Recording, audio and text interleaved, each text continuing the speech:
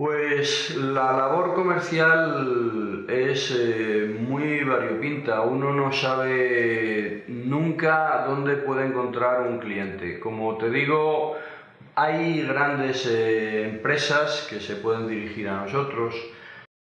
Te pueden pedir o me han pedido en algunos casos un curso muy específico que necesitaban, y eso ha requerido pues el conocimiento de personas muy técnicas que pudieran darles ese curso.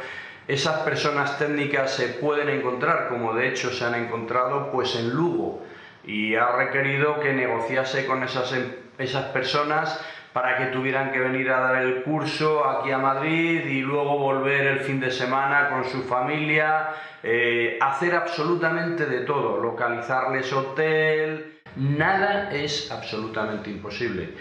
Todo es negociable, todo es posible, y en eso es precisamente en lo que estamos.